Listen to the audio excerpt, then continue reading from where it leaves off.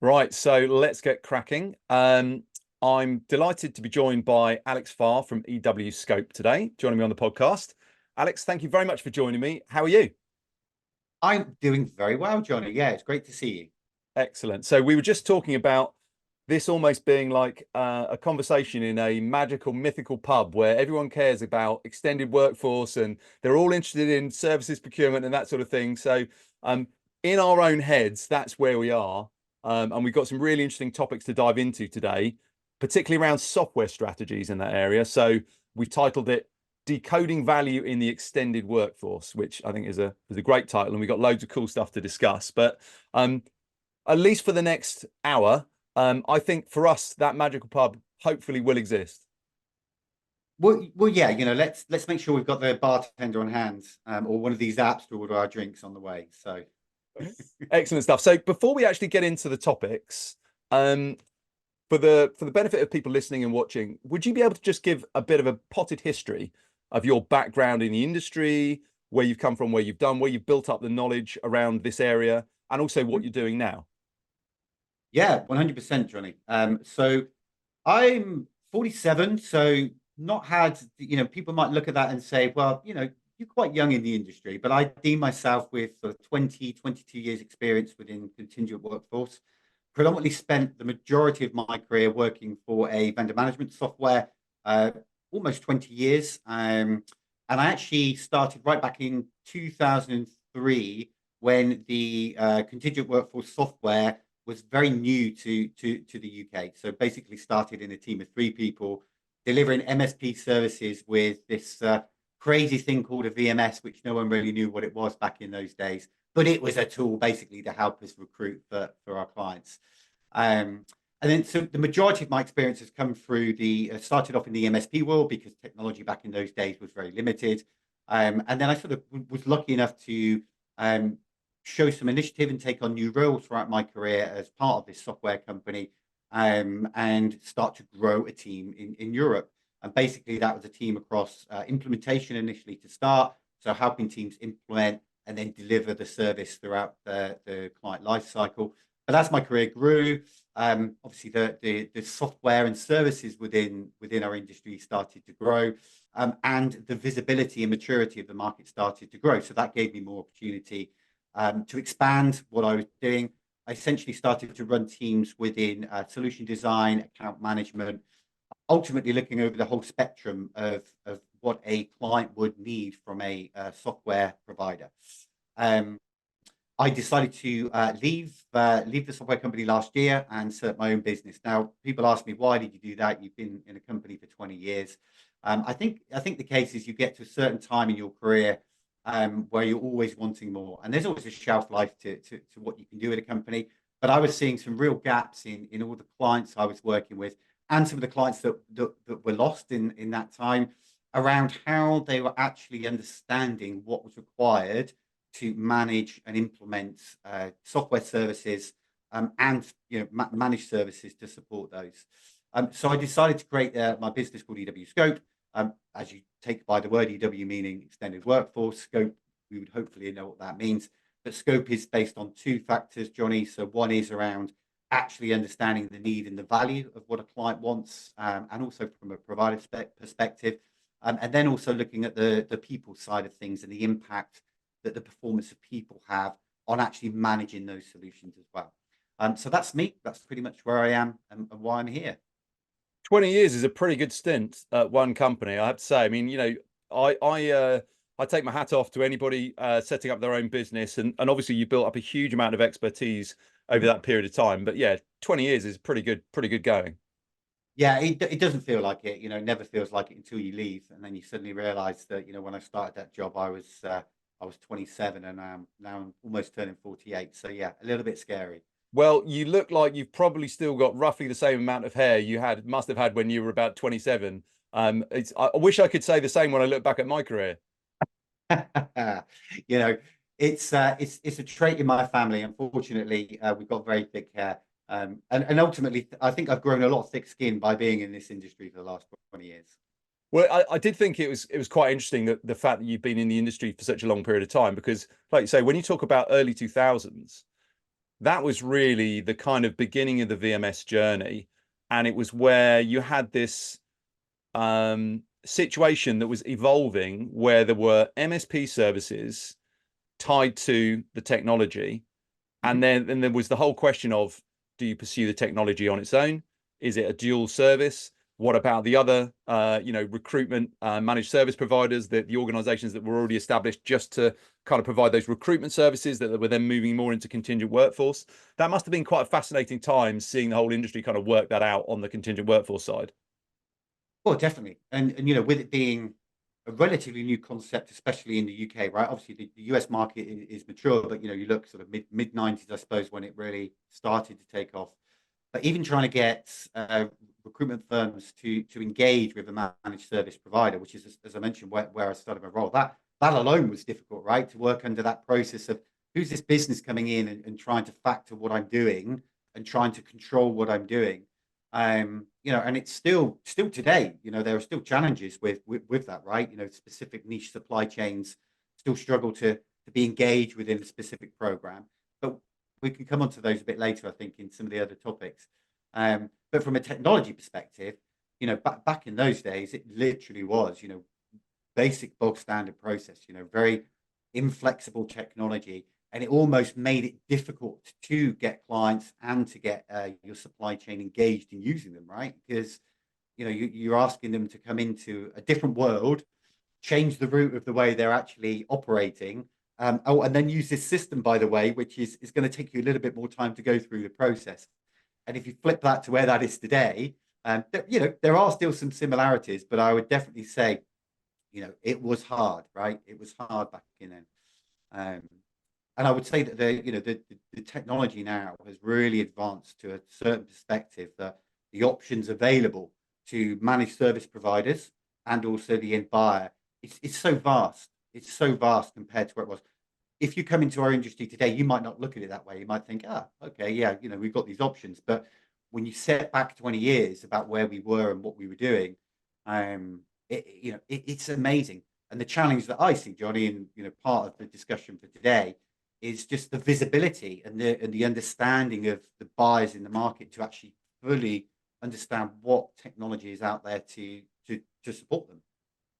Yeah, because when you've got a limited choice, it's like the whole I can't remember whose famous kind of business quote this was, but around, uh, greater amount of choices leading to indecision, and the optimum number of choices being kind of like no more than five or something like that. Or like on a restaurant menu, for example, there are too many choices, people can't make their mind up, they end up being dissatisfied, reduce the number of choices. So there's a benefit in those early days when there were the very small number of service providers to choose from for a specific thing. But there was a massive adoption challenge of, let's get you doing things in a completely different way. Let's get you on a platform that probably was on premise, in a lot of cases back in the day, but a software platform, which is a different mode of working. Whereas for today, you've got in some ways easier adoption because you've got more specialized software, you've got a greater range of software to choose from. But your adoption challenge is then more about the business change management process to move in a certain direction. There's always that challenge. So it's easier to adopt technology because it's easier to use, but you've got more to choose from. So when you look at a giant list of different technologies that could make up your stack, that's the challenge for people to work out what fits where, bearing in mind their specific business.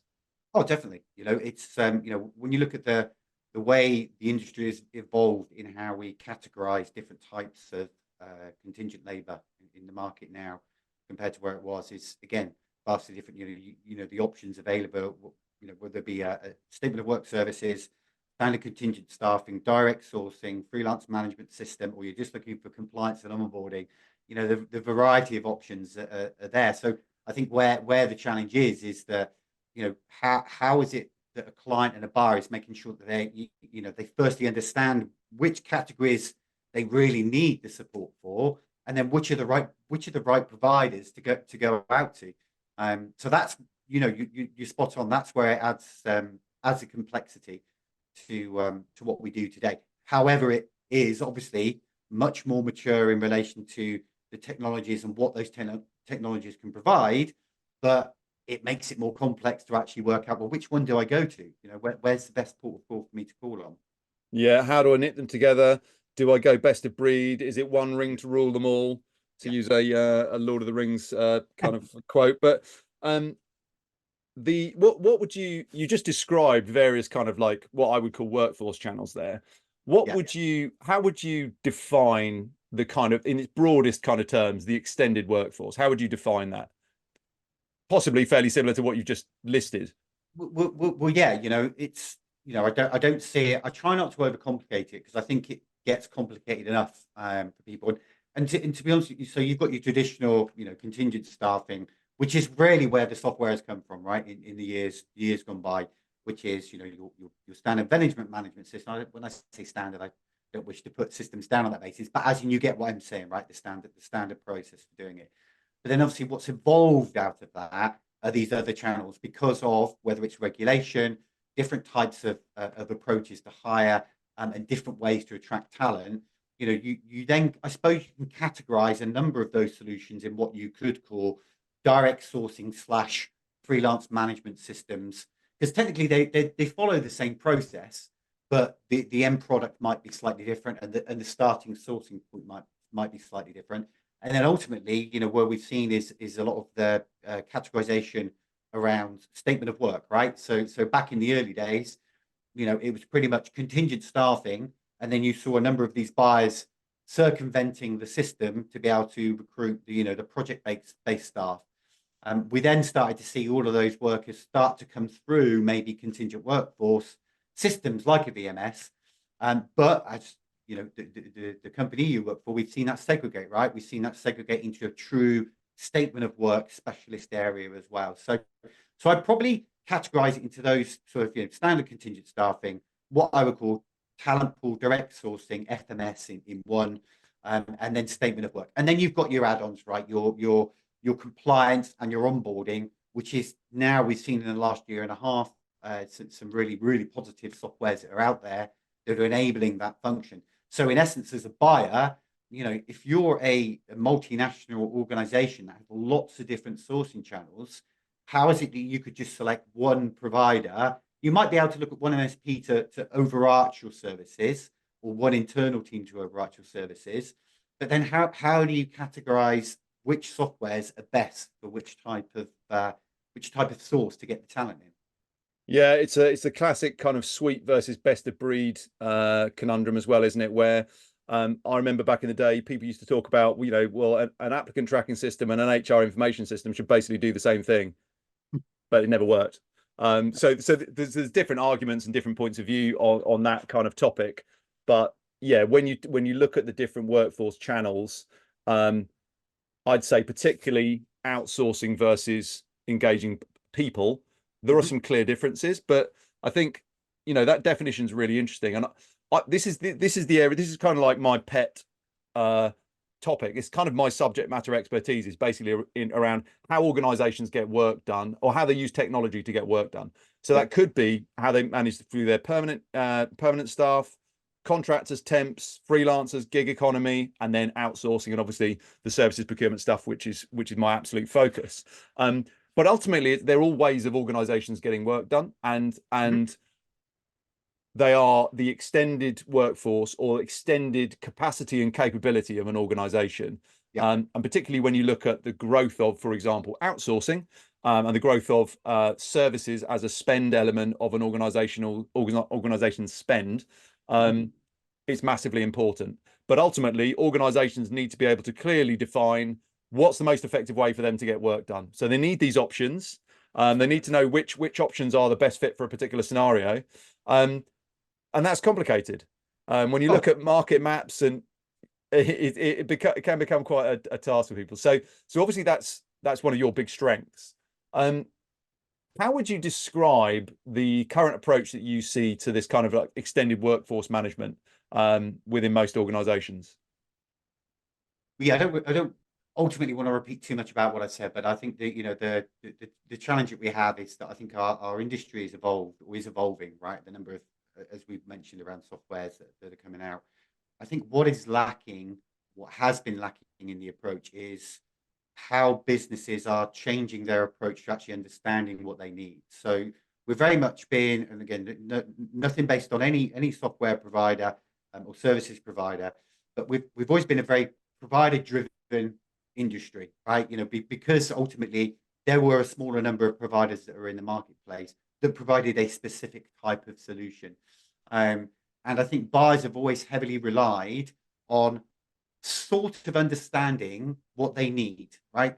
So not having a clear definition about what they actually need, but then engaging providers at a certain point where they don't yet really know if that's the solution that they want. And I think the challenges with the approach that I personally see, and I'm sure others would have different opinions, is that the buyers are not spending enough time really truly understanding what they need before they start going out to the market.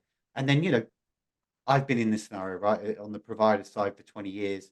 It's a case of you can spend 3 months working with that client, just trying to define exactly what is it that they want, right? They know that they've got a need, but they don't really know if that's the right need, and they don't know what value to get from it. So I think that for me is probably one of the biggest things. It's not what's being developed in relation to the software and services. It's just how the maturity of the businesses utilizing them are approaching the selection and understanding of what they need, if that makes sense. It does make complete sense to me. Do you find that there are issues sometimes around the kind of segmentation of buyers within an organization, in the sense that, for example, somebody who deals specifically with contingent workforce, like a contingent workforce category manager, for example, might well not deal with services procurement, or Yep. might well not deal with like gig transactions that are going through the marketing category manager and procurement, where they're buying in freelancers to do marketing stuff. Is it sometimes a question of actually being able to capture that broader context when we talk about, as we just described, that scope of extended workforce or extended capacity and capability? It's not necessarily just going to be one stakeholder. Oh, 100%. And I think this has always been the challenge. And again, I'm focusing on maybe, I've got to give an example, right? We're looking more at maybe a multinational company rather than a company that just does one specific function, right? This is where the complexities come, right? You've got a large organization that has different sourcing channels. They're not necessarily all managed under one function. But then you have one department that may drive it, right? So they might be the department that goes, we need a solution, that needs to fit our purpose of what we need. So, and that department might have nothing to do with services, might not have nothing to do with what's happening on the sort of the gig side, the freelance side of pulling people quickly. So a company then might make a decision without pulling in the right people to purchase a software that is specifically focused maybe on contingent staffing, but may do other functions, right? You're then, as a business, pushing on to that organization a software that isn't going to meet that business's needs for all of it. And what you tend to find, or what I've tended to find out the years, is that software is then utilized to then be pushed over other departments, and then you start to lose buy-in, right? You start to get disengaged buyers, because if you've got to your point earlier, if you've got a manager in procurement, in services, that's got a specific project need, is being told to use the system that doesn't fit for purpose, then you're stuck, right? You're pretty much stuck. You're on a losing battle all the way through. So I think my point is that, well, to your point, is that businesses just need to take a step back a little bit and start to understand, well, okay, great, that's that sourcing channel, but whatever channels are out there, right? We know that Dave over here has been recruiting, services, which engage TMM resources or milestone resources, but we also know we've got a very hard to fill area here where we use, people from a freelance perspective that there's a direct pull for. So I just wish that companies would take a step back. Now, I know that's not always possible, right? I know that's not always possible. There's a timeline that's in place to implement services. But by just stopping and then just utilizing a little bit of cross collaboration within a business, I think it can add real value, because engaging one system to try and manage all types of hire, to me, it doesn't exist. People may say it exists, but it doesn't exist. So you need to make sure you really understand the need and what solutions are out there to support them. Yeah, it's a really good point, and it's being more strategic, isn't it? It's like Hmm. you say, taking a step back because an organization might have an urgent need in one area. Let's just say contingent workforce, for example.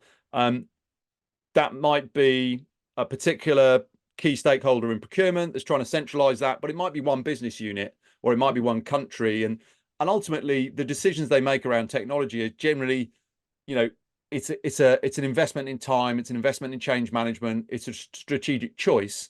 So it should be addressed really with, a strategic decision making process at the first in the first instance. Cool. And I Yep. was going to ask you, from your point of view, what's the kind of Goldilocks point to start from? Is it to start with nothing? Is it to start with an organization that's, first gen, call it that, where they're coming into it going, we've got carnage going on with all different types of workers all over the place? Or is the Goldilocks zone slightly more mature? Where's the best place to kind of, for you, when you look at it and think, I can come in here and give some expertise to this organization? What's the ideal entry point?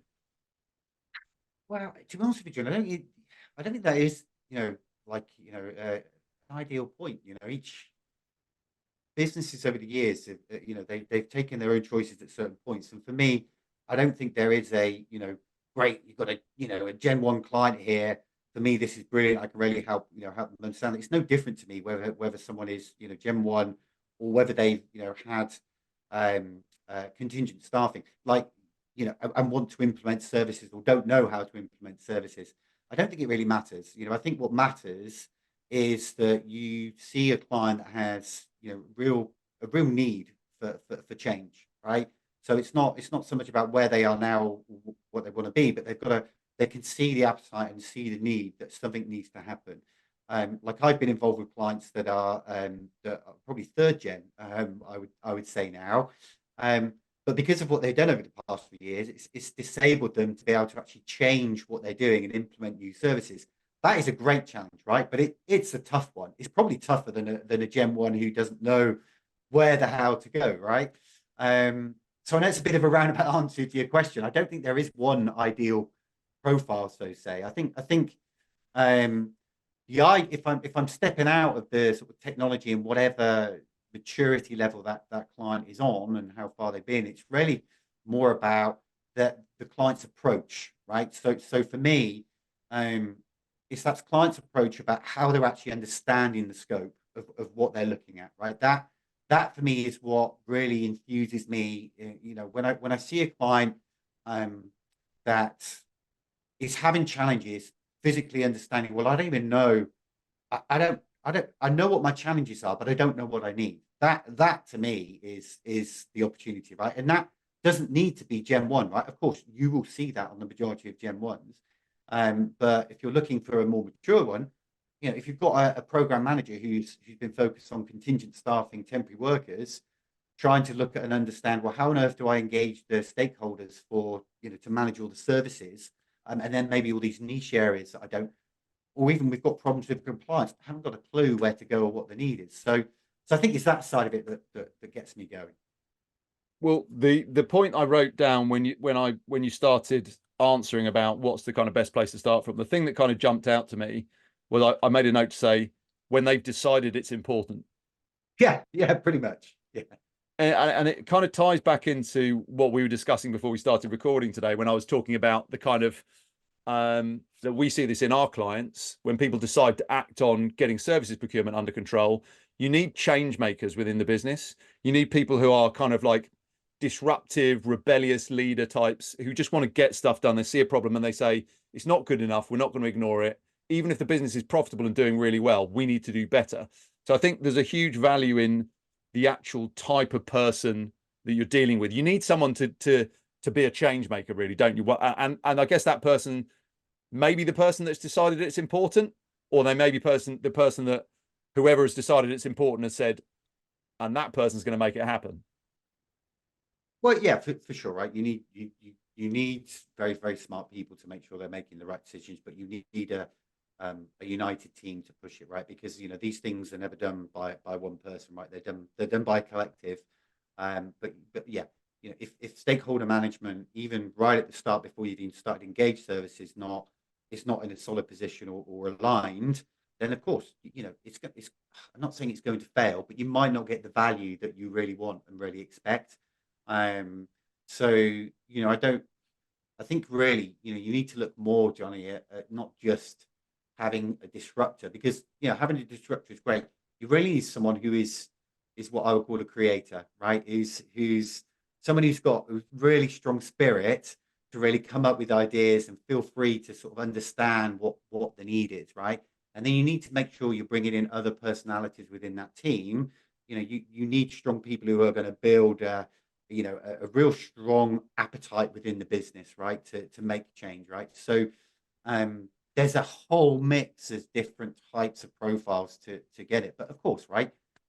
You've got to get it. You've got to get it the stakeholder level sorted. Like I've seen, I've seen many projects in my time be very successful, and many projects not so, mainly because of how the stakeholders have managed the program, right?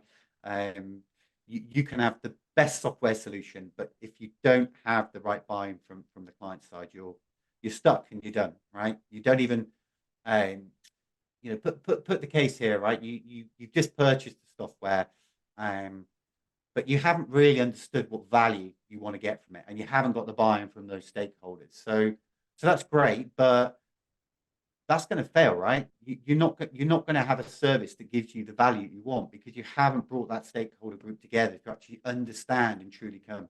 Now, the other part of it is about measurement, right? So great, right? Maybe we now understand the value that we want to get from whatever service or software we want to bring in. But I've seen businesses make mistakes where they don't understand how to measure that value. So okay, if you're not measuring that value, how do you know you're getting it, right? I'm talking very basic layman terms here, but when you're looking at a business that has so many different sourcing channels and maybe so many different stakeholders involved, sometimes we forget the basics and the basic checklist to go through. So yeah, and it's all down to money as well, Johnny, right? You see clients really get to that position of bringing in a provider, but yet they haven't got that stakeholder buy-in to get budget from those different teams to actually implement services. So I know that's a bit more of an answer to what you were saying at the start, but it takes a lot to implement these services, and people should never underestimate it. You make some great points. I think, in terms of what I was saying about change makers, you're absolutely right. It's not just about one person going around causing carnage. I recorded a podcast with Alan Withers from Talent earlier this week, actually. Really, really interesting discussion. And the way he was describing it was it's that kind of, you need a change maker, but then it's a team effort. So there needs to be a team around them, and also that you need to have that executive support. It has to have all of those elements to really be able to get moving. And that's where you can get kind of great stuff done, which I love to see. And just on that, Johnny, before you move on, one of the things that I've seen real impact is when I've been working with clients is actually assessing that group of stakeholders and leaders' motivations to actually why they're doing it, right? Because if all of those stakeholders aren't motivated and on the right channel, then again it will you won't get the value you expect. So I'm basically just saying don't forget about the human impact of what can happen when you're selecting services. Yeah, definitely. And when you look at the people involved, how much do they know about this? It's not just one topic. Someone might be quite au fait with, their permanent recruitment procedures and have done a lot of hiring in the past, but contractors and temps are a different kettle of fish. Freelancers, gig marketplaces, they're all very different. And then when you get into services procurement, even more different, because you're outsourcing a service to a supplier to deliver an outcome rather than paying a person for their time. And that's something that I see time and time again, where there's a lack of understanding within organizations as to the nuances of this. And that's where it comes down to who's controlling this capacity of this company. Is it strategic workforce planning? Is it part of procurement? Is it HR and talent? There's different parts at play, which kind of feeds into the magical total talent management or total resource management scenario. But that, when you said about the client needs to understand the scope, that really kind of struck home to me, because the scope is significant if you're looking at this in any way holistically, and if it's in any way a large and complex organization. They're going to get stuff done in lots of different ways, and probably some of the ways that they're getting stuff done, they don't even know about. There'll be people buying gig workers through a credit card, just their company credit card, and people circumventing hiring processes to just outsource. There's all sorts of stuff that goes on. So I thought that was a really, really interesting point. Yeah, yeah. We've all business. Nothing that anyone does is you can deem as wrong, right? It's just the lack of it's just the lack of understanding and lack of utilization of the right processes or right things. It's not a push down to somebody. You shouldn't be hiring that way. It's like, well, that's just how it's been done, right? So it's about changing the way. It's like, yeah, well, you're ultimately here trying to, in a scenario, manage your workforce via one channel, but you need to stop and think, what are the other channels that can best fit those? Yeah, and it's what's the most effective way to get this particular Yeah, piece of work done? Should we be doing it internally, hiring somebody to do that? Should we be contracting it? Should we be outsourcing it to a service provider?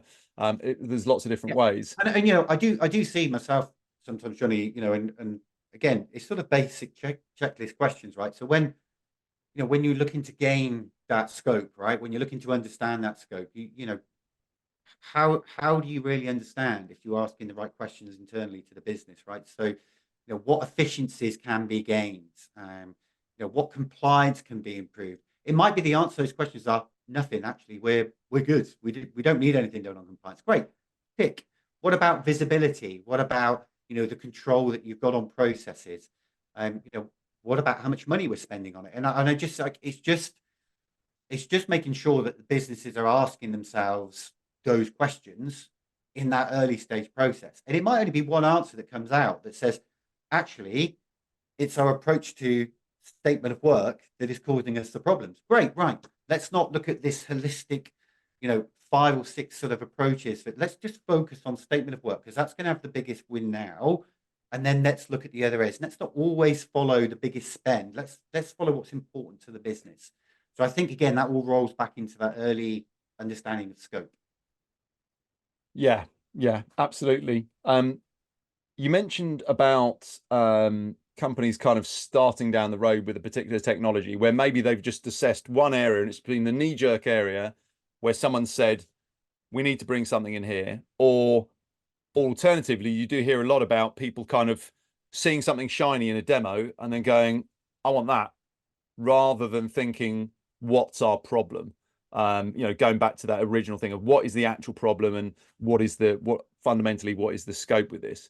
Is that something that you see commonly in terms of people ending up partway through a life cycle of having a technology and, like you say, maybe trying to stretch it beyond what it's designed to do, hack it around, and end up in a kind of not fit for purpose situation? Oh yeah, I've spoken to a few clients in the last 6 to 9 months around that, but also in my, when I was actually working for a provider, it goes back to my point right at the start, which is it's our industry, or I suppose area of where we provide services, the client base, and I think this isn't every client, right? But if we generalize it on the basis that the majority of people maybe are not mature enough in on how to manage things, right? And it gets very much on the basis that a provider will maybe drive what the client thinks they need and what value they're going to get from it. So I think that's really what I see, and I continue to see that, and we will continue to see that as time goes on, right? Because everyone is out there to make some money, right? And everyone wants to bring new clients into their business. But from my perspective, one of the things I used to hate to see so much is, you're implementing a client and you can see that client has bought something that actually maybe isn't 100% going to fit their needs, but you've got to implement it and you've got to do the best to implement it and shoehorn those little additional bits in that maybe was sold and can't be implemented, right? And so yeah, 100%, right? That's still a big thing. So I want to come on to a point around looking at how organizations can go about building this kind of tech stack that's suitable for their needs. But just before we do that, I want to come back to one other point where people are looking at the scope and looking at the case for change. Again, my conversation with Alan from Tell It, and he made a great point saying it's much more difficult to put together a case for change in a business that's doing well. if a business, and I'm sure you've seen this as well, where it's like there's massive potential cost savings, and maybe you as a service provider can see that these huge potential cost savings, but weirdly, in some cases, very successful businesses aren't that bothered about that sometimes when they're doing well, and you're just like, you may be profitable, but you could be a lot more profitable. I find that interesting and frustrating, but it's a very true thing. Well, of course, why change something that's working, right? You feel like you're getting the benefit of it, and you might be achieving the cost savings that are there, right? But there are so many other factors similar to what I just mentioned earlier around different aspects. Well, okay, let's step back, Mr. Client, Mrs. Client. What other factors are important when it comes to your external workforce, right? So I mentioned earlier about process efficiencies. I mentioned about compliance and onboarding, and all these other little pieces that don't relate to the cost. So great, you're making the cost savings. Everyone's extremely happy. But what are you doing with the business to actually highlight and understand what else is going on? And there is a common trend where you see successful programs, they will just continue on and on and on, and they won't stop and think in the right way to make sure they're asking their business the right questions. And again, that isn't every business. I've seen some very, very good examples of where clients know how to review their programs and know how to review their services. But every business evolves, right? Every business in this planet evolves from a specific service and enhances their service. So that is going to have an impact on how they bring in external workforce. So you need to stop and have a regular checkpoint. I'm not talking about QBRs and things, but you need to really govern how you're managing the extended workforce software and programs in the right way. And like you say, it's not just cost, it's No. compliance, it's process efficiencies, it's even like subtle things like if you're bringing people into your organization and you've got really awful ways of getting things done, even if you're successful, that's going to lead to a lack of satisfaction for people when they're trying to engage extended capacity, buy services, engage temps, contractors, whatever it might be. Because if the systems and processes are really awful, yeah, you might not be worrying about it from a cost perspective. It's costing you loads of time, loads of cost for people to do stuff manually, but that's not good for the people that are working at your organization. And more, the younger generation coming into organizations, everything in their personal life is so streamlined from a software perspective. People have those expectations when they go to work now. So, particularly in procurement, where with our focus on services procurement, we've seen that where quite often there are no systems to really properly capture services procurement. That is a significant hurdle to people that are working in procurement in that area, dealing with buying services, whether it's consulting, professional services, IT services, marketing, legal, whatever, but also the buyers within the organizations. Mhm. So I find that quite interesting. But Yep. yeah, so area I'm really interested to hear your views on is just what kind of strategies and thought process do you take into the problem solving exercise that is, okay, you've got a client here, they're identifying their scope. How do you go about, or how should organizations go about building a stack? I appreciate this is going to be very individual, but how do they make sure they include all the relevant channels and don't miss anything out? Well, yeah, it's trying to answer a question like that is relatively complex, right? Because there are so many different the way a business is set up very much depends on how they would approach that as well. It depends on the size, the industry, what a number of things. But I It's a suppose bit. I appreciate it's a bit of a meaning of life question, it but it, if you can it just is a kind of bit. break that down as to your instinctive framework in your head when you look at that. Well, yeah, so when I go to clients, I have a very, very simple approach because I think this is one of the problems of our industry. And when I speak to other people within the industry, it's the same old thing. We make our services too complex for clients to understand what's going on. So what I try to do is I try to go in, and I know another number of other fantastic consultants that do the same, is just keep it simple. Ask the simple questions first to define exactly what you want, and don't start thinking about the end solution, because I think the biggest challenge that I've always seen is that we always try to think of what is that end solution. The end solution is cost savings, right? But what does that mean? So what cost savings? Come back a few steps and just start asking yourself some basic questions, and it actually doesn't make much difference from what I said a little bit earlier, but there's 8 or 10 questions around the reasons why you're looking to purchase. You think you need something, but it's really just asking those questions. Why do you think you need to engage them? And then it's making sure that you've got the right stakeholders to make sure that you're getting those responses from them. And the challenge you have within organizations, or I've seen within organizations, is just the management of that basic task. And then what happens, and what I've seen is, again, going back to a previous discussion we had a few minutes back, is that one channel will tend to make the decisions versus all of them making them. So I don't want to make it sound too simple, Johnny, but rarely it's that. And then it's assessing those answers and then taking it to the next level. And that's where, this utopia type answer of trying to give you it is difficult. It's really about starting at a very, very basic level, asking those simple questions to the business, and then stepping that up as you go through. And it could be that you find out that, the majority, and I recently worked with a client where they had I say recently, we're talking like 8-9 months ago, where they felt they had a need to implement a vendor management software because they had major issues with contingent staffing, classification, and how they track.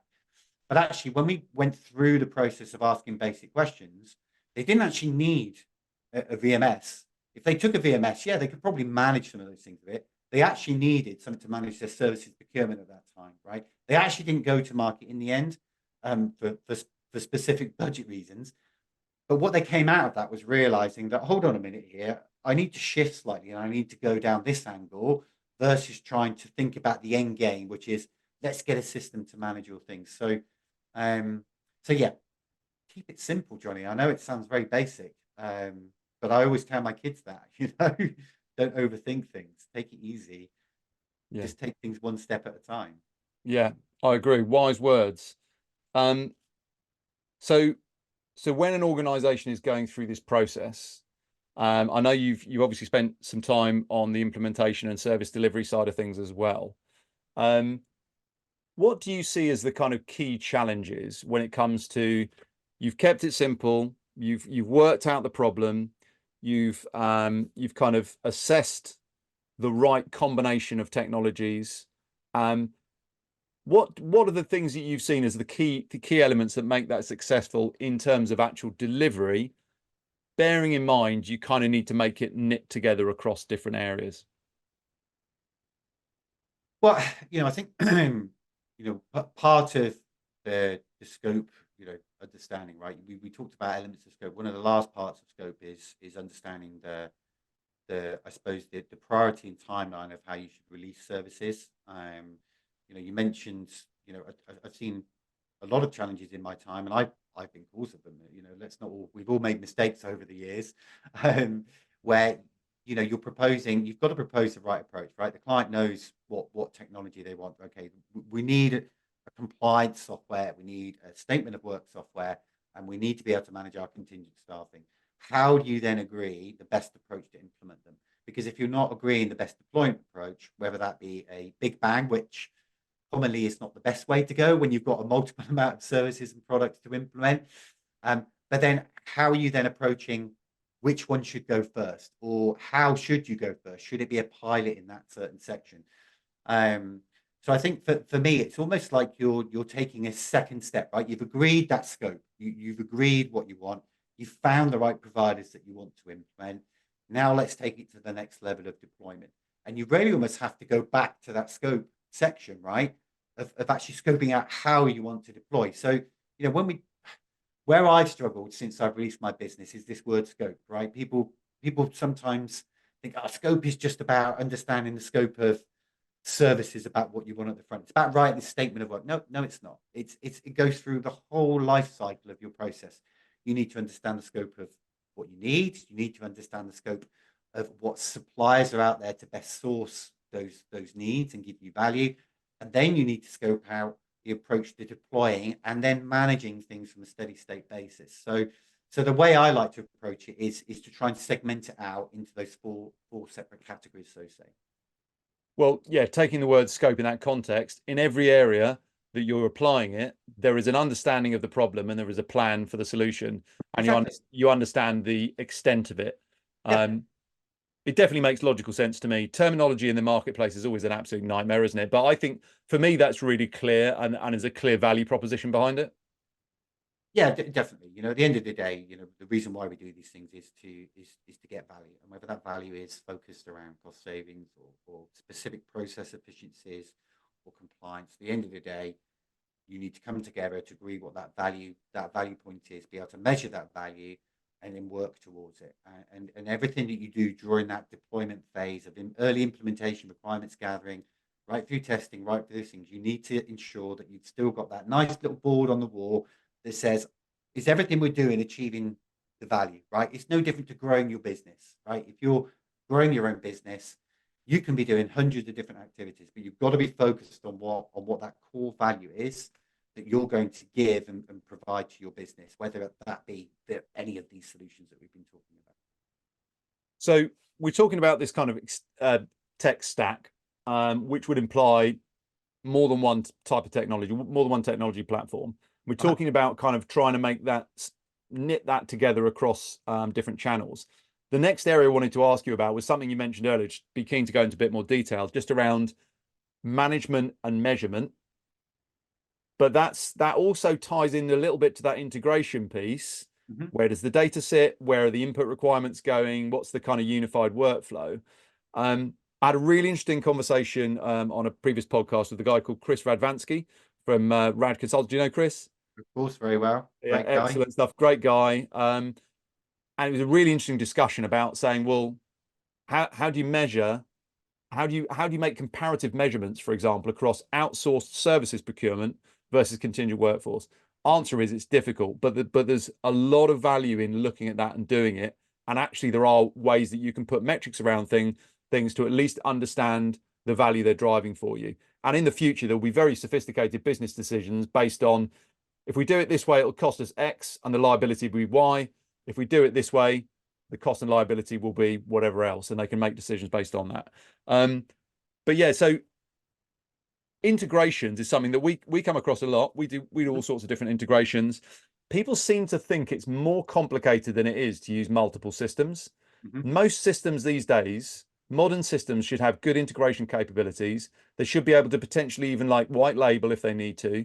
Mm-hmm. And effectively, in my opinion, and certainly from what I've seen, where we're working alongside it, where we're doing services procurement alongside a VMS that's doing contingent workforce, as a very simple example, there's an entry point with a decision tree based on classification of the type of resource that's required. And it's either a statement of work or it's a contractor.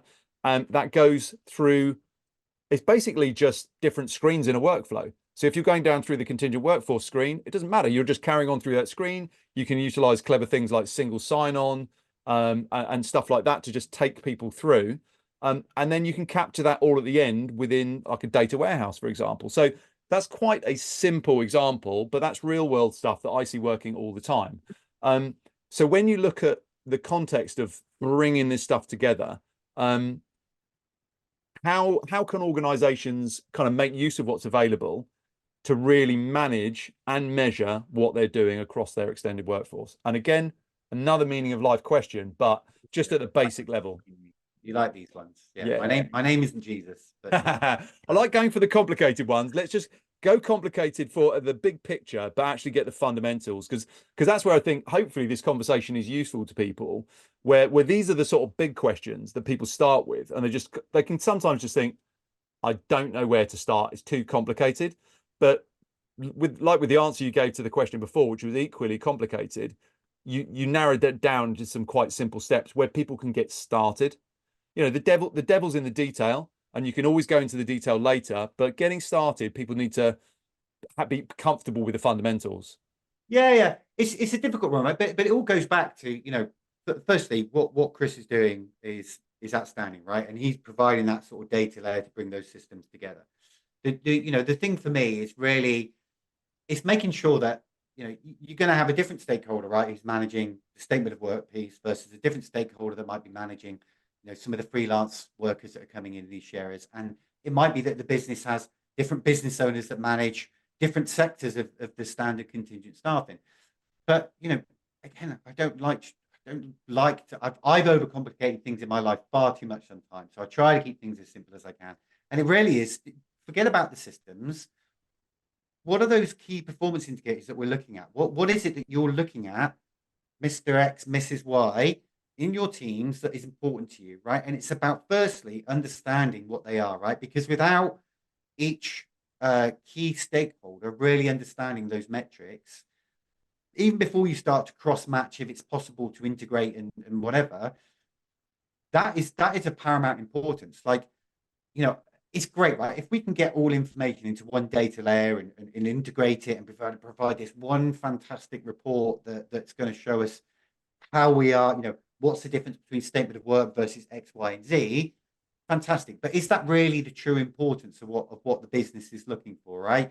You know, it's if I'm you know, a manager within, or a stakeholder within this one sector overlooking services, you know, I might be more focused on, well, I need to make sure that all of my services don't go over budget, right? We're providing a budget, they're on target, there's no cost allocation. Now, that might be different to a stakeholder in the contingent side of things, offering, you know, standard temporary staffing, because they might just be focused on making sure that the retention is there, right? That we're not having to refill things. So I think you should first stop and just make sure you capture all of those relevant KPIs from all those relevant people, and then start to look whether you can bring them together and not overcomplicate it. Because again, this is where I do see sometimes, you know, the provisions and the buyers making it too difficult.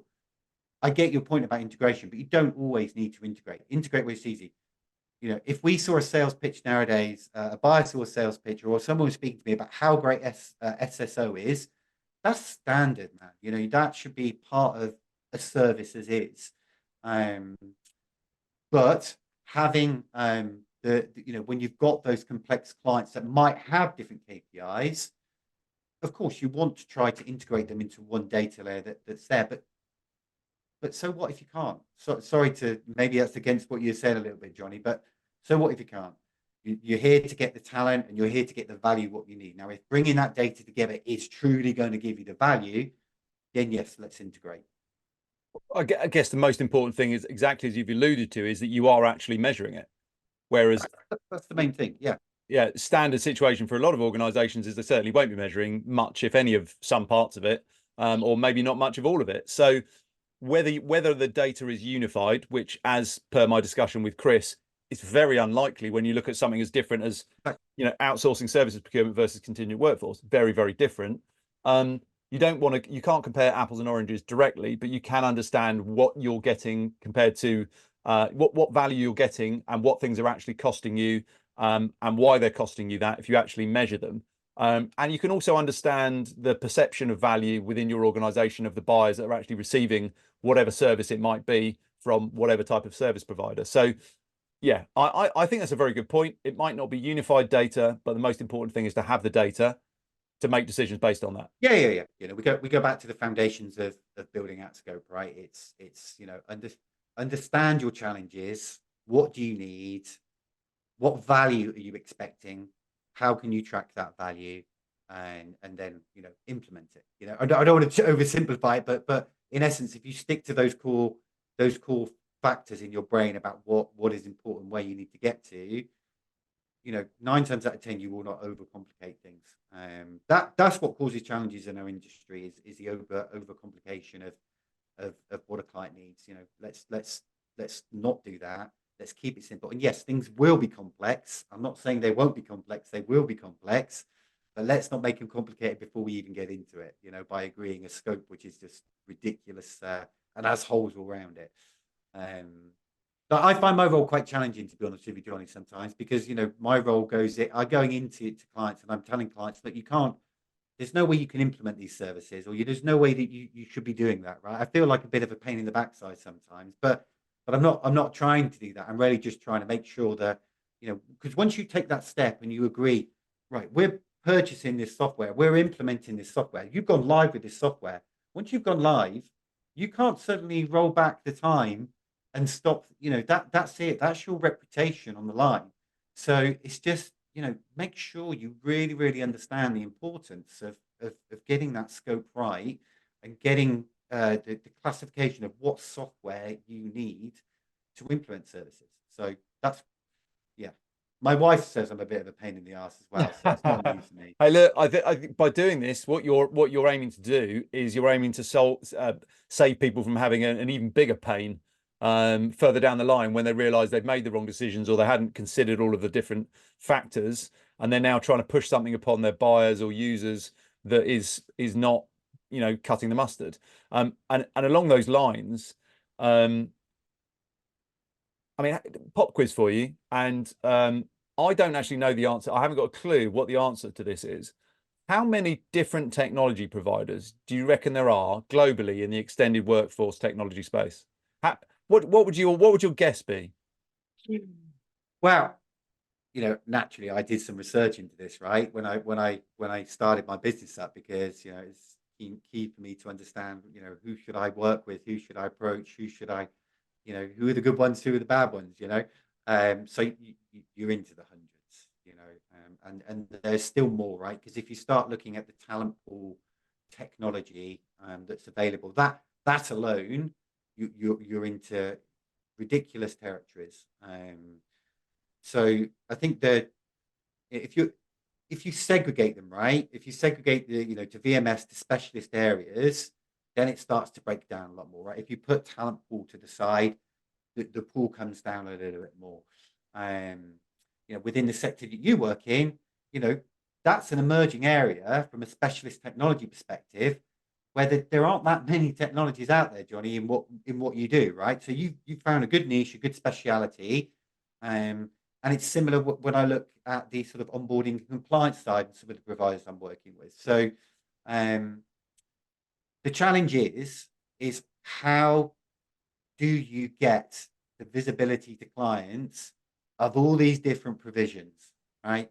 How do you get, and that's one of the missions that I'm on within my business, because I want to make sure that companies like yourself and other organizations, are seen in the marketplace. And it's not just this, let's look back 10 years into this world of where we were with the VMS. Yes, VMS is still a fantastic technology, but if you're a company that doesn't require all those solutions, what's out there just for statement of work? What's out there just for onboarding?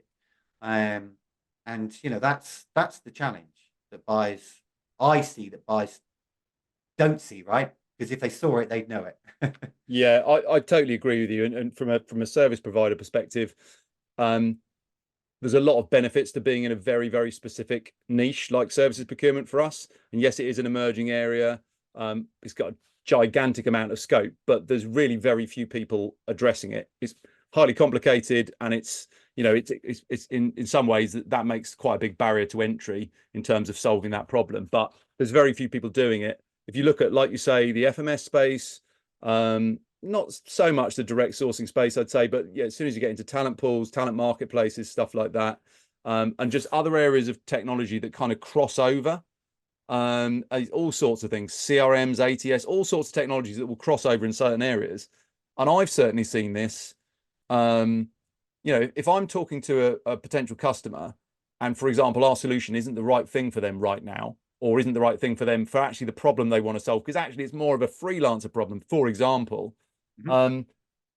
We'll be very upfront about that, but I have an interest in this solutions ecosystem because I've worked on job boards, job aggregators, applicant tracking systems, multi-posters, gig marketplaces, FMS, direct sourcing, all these sorts of areas before I really got into the services procurement side of things. So I will try and give people any market advice or market intelligence that I can as to the directions that they could be looking at. But again, that's where you and I have discussed this before. You get this potential miscategorization of technologies where people will think that they can buy it to do everything, or they will maybe be slightly sold into the idea of it's got its main purpose, but the sales team might say, "Oh, you've got that other thing. Oh, it can do that as well." But people bolt this stuff on, and that can end up being quite difficult. But ultimately, it comes back to what you were discussing earlier of really defining what your most important problem to solve is, and then applying that to the market as to what's the most appropriate solution. Oh, definitely, yeah. The miscategorization of the software that can be utilized, right? So yeah, I've seen it, you know, and you know, it's not uncommon for okay, it's less common now, right? Let's be honest, right? Because you know the technologies are emerging, but over the last I would say last 10 years, the number of clients that I've worked with that did not understand how to categorize statement of work versus just standard temporary staffing, it was coming up in every single project, right? And it still comes up now, right? And to your point, you still see it when you're speaking to buyers, and that's not even talking about, you know, the gig side of it, the direct sourcing or FMS elements. Um, it happens, you know, and I wish there was a way, you know, we could educate clients before they engage software and solutions, you know, to do it. And I wish there was a way that we could get everyone to be very truthful in what services are being offered. You know, there are companies like yourself out there that do that, you know, that are very honest to clients, because what's the point in you engaging with a client that you know, great, we've won something, but we know we're not going to be able to implement 20-30% of the services. Partner up with another organization who's working in that area, you know, work together to provide that client a joint solution. There's absolutely no harm in it, and I do see a lot of organizations doing that. You know, I see more and more, you know, in the last, well, mainly in the last month, because I sort of stepped out of my provider world, but I see some great partnerships starting to emerge between direct sourcing, FMS, compliance, onboarding. There is no issues with doing that. Work together. You're not trying to steal commission or work from others. Your focus should be on what's best for that client. So yeah, it happens, Johnny, right? It happens. How do clients approach that I suppose miscategorization? It's a difficult one, right? Because again, I don't want to keep repeating myself, but it does all come back to that initial understanding of scope of you know, what are you actually trying to achieve, and what are your challenges and problems. Now, half the time when it comes to this miscategorization, clients don't really know this is the problem, right? They don't know that they're categorizing things incorrectly. So that's when they need to bring in the experts, as you would if you're going to buy a mortgage or whatever, right? You don't go off the road and buy a mortgage and then realize, I should have bought a fixed rate rather than this variable. Look what's happened in the last 5 years. You speak to someone about it, right? So, you know, there are a number, I'm not pushing myself up here, there are a number of businesses out there that I partner with from a consulting basis. You know, Chris is a good example of someone as well. Speak to them, right? Speak to these guys, spend a small amount of time with them to understand, and make sure you're asking your business the right questions. I guarantee you, whether it is a 1 hour call or a longer project, whatever it is, work, you will implement a better service than what you might have thought you implemented day one. And yeah, it might cost you a little bit of money up front, but it's well invested money to make sure you're categorizing things correctly. Yeah, because there's a lot of grey areas. And like you say, if you end up with a direct sourcing platform, a freelancer management system, maybe EOR plus compliance and onboarding working together, that solves a broader problem. Yeah. Working in services procurement, kind of lucky, because if something is under a statement of work, it's relevant. If it's not, it's not. So you get this kind of black and white. But in a lot of those areas, it's definitely much more blurred lines. But yeah, I mean, you know, there's a route forward with all of this sort of stuff. Yeah. One of the things I was going to ask you actually, one of my kind of last questions was really around just expectations within organizations as to kind of, you know, when you go in there, do you sometimes feel you're kind of pulling the veil back for them on what's actually possible or what's actually appropriate for their organization? How do you find the reality versus expectations? Do you find that people are kind of pleasantly surprised as, oh, there's loads more we could do that's really cool that will really help us? Or is it that they think everything's going to just be this one simple solution and they have to revisit that? Well, I put it into three categories, right? There's people I've worked with recently that know what they're doing, and actually, you know, I've come in and said, hey, you know, you don't need me. You're doing a great job. You've categorized things correctly. You know, I love to see that, right? I love to see people who know what they're doing. You know, the majority of times it's more of a head in hand sort of moment. A little bit is because they realize that actually it's much more complex than what was originally thought, right? And I know I'm talking about simplifying things, as much as I can.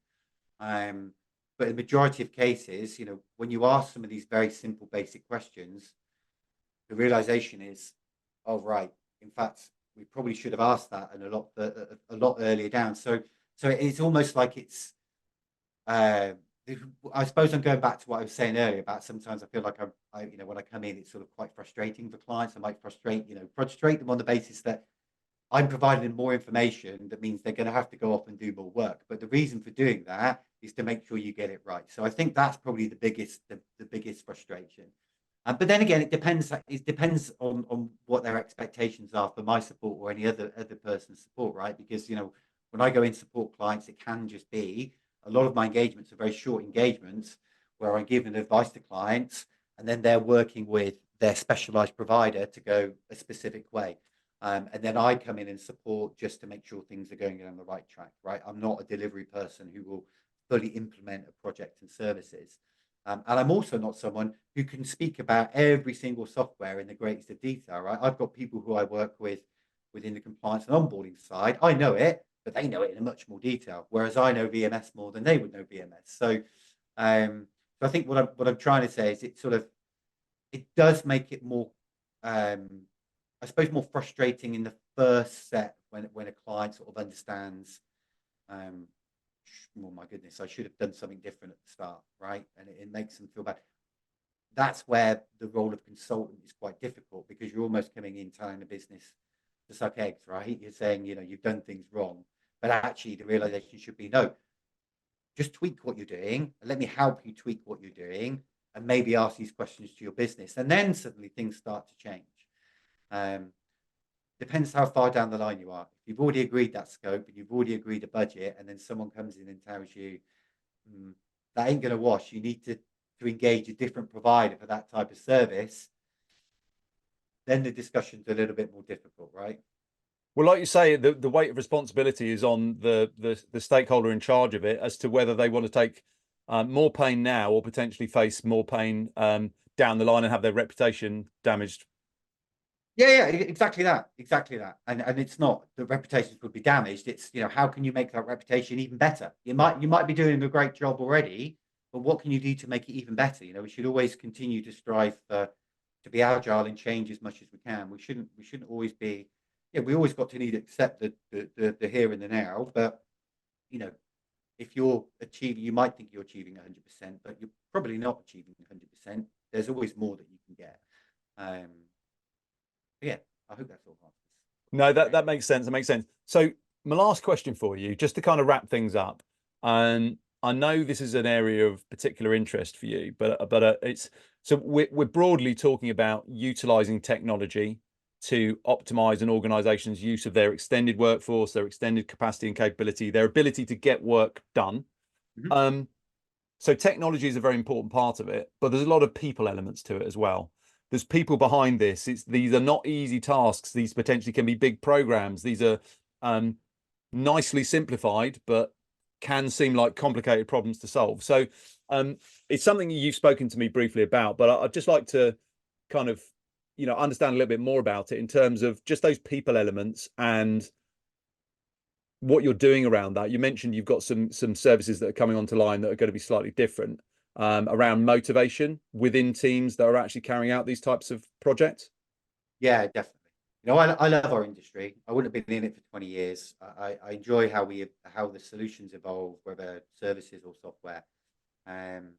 But part of my role for near on 15 years of that 20 I was in working for that provider was a leadership role and managing people and helping those people provide a level of service that is going to be outstanding to that client. And what I see within the industry, and probably one of the biggest things I see within the industry, is it doesn't matter what software or service you select. If those people and those teams of people, and let's remember who those teams are, right? You've got a client who may have a number of stakeholders or people involved in those projects that have their day job, right? They all got their things to do every single day. You're asking them to come in and implement some services that is outside maybe their normal remit. You've then got a software provider, maybe two, maybe three software providers over a period of time.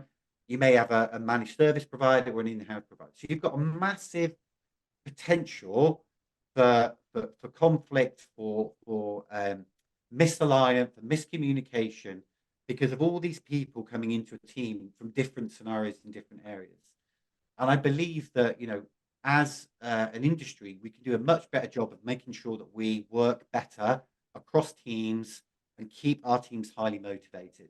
When you look at motivation, it's split into three areas, right? There's those people that are focused on, the growth side of things. So, focused on being an expert, focused on being a star and being the one that are popular. You've then got those people that are very much focused on relationships. So they want to be a person's friend. They want to make sure that they're supporting people. And then you've got the area where you've got the achievement side of stuff. So people are very focused on the delivery, the sale, etc. So you've got all these different types of people and motivations going into a project team that aren't used to working together. So for me, more eyes need to be put on that area. And one of the things that I've focused on is really helping companies assess the motivational drivers of, maybe it's a contingent project team, maybe it's across teams, maybe it's a provider team that are going in to implement, and actually helping them assess what are their motivational drivers and what do they need to make sure that they're satisfied to deliver excellence. It's not really been looked at a huge amount in our industry, and that's why I'm quite passionate about it. Because leadership is just as important as the software, if probably not more important, right, than the software that's available. Really interesting. It's something that is so important, but it can be overlooked. People become so focused on, for example, the technology solution that's going to change all of our world. You've still got to implement it. You've still got to roll it out. You've still got to make it valuable. You've still got to run it over the next X number of years. So, yeah, I think it's a really important point, and it's an area that I find just kind of fascinating, just from a human psychology and motivation point of view, anyway. So that must be quite an interesting element of it. But if you've got everything all lined up on the technology and strategy side, but there's a weakness or a malaise on the people side, it's not going to work. So everything's got to be tied together and coherent. So yeah, that makes sense to me. Yeah. And I utilize, as part of my coaching services, I utilize what we call motivational maps, which is a really good tool to help drive that forward. It's a tool, right? Like most tools, it's the people that deliver it. And there's neuro-linguistic elements of our side that people overlook again, right? It's so yeah. Hopefully, I can share some more of that sort of stuff with you in the future, John, if you're interested. Yeah, definitely. I mean, I was going to say, not everybody has got the same energy level of like a Chris Radvansky. I love the fact he describes himself as high energy and genuinely is, backs it up. That's not everybody's like that, and some people need maybe more of a push, but people operate in totally different ways. We're all, we've all got our different motivations and different ways that we work. So yeah, it's an infinitely fascinating area. But to be honest, I find all of the stuff that we've been speaking about today really interesting. I love the fact there's still a major evolution going on in the market. And yeah, I think it's going to be an interesting next few years. Who knows what the economy is going to do, what's going to happen. The one thing that's certain is that there will be uncertainty, which is going to make it an interesting few years. But certainly, I think huge opportunities for growth, certainly in the services procurement area, where it's, as you said, much more embryonic for organizations, much more at an early stage. But yeah, I think it's really interesting to chat to you and hear what you're doing, and yeah, hopefully that's useful for people that are kind of considering this, addressing this problem, maybe looking at previous programs, because there's a lot of experience in what you're talking about, and this is the sort of thing that if you get it, what's the kind of carpentry thing, measure twice, cut once. I'm not very good at doing stuff like that, but I always try and remember that. But it's very true when you're doing these projects, which can be large, they're important, and they can last a decent amount of time. Yeah, my previous employees in previous roles probably hate me, but the word consistency and checklist and things like that, they bring back the simplicity of some of the things you need to do. So you just whatever you do, show a really strong element of consistency and do the things you should be doing, right? You'll get where you need to be. And I'm really excited about this industry, about where it's going. You know, I just hope, Johnny, that we continue to see more evolution and more great things going on. Absolutely. I mean, the whole world of work has changed. The whole way companies operate has changed. They're far, 60 years ago, job for life. Then rewind probably 30 years, you start got the growth of the contingent workforce, the gig economy rapidly coming in the last 5 years, really. All of the changes that came about through COVID, the growth of outsourcing. There's a huge amount going on, and like you, I love it. I think it's a great area to be in, and yeah, I really appreciate you taking the time to come and have a chat. No worries. And yeah, maybe we can have a follow-up chat further down the line and see how everything's going. Cheers, Johnny. Superb. Thanks very much.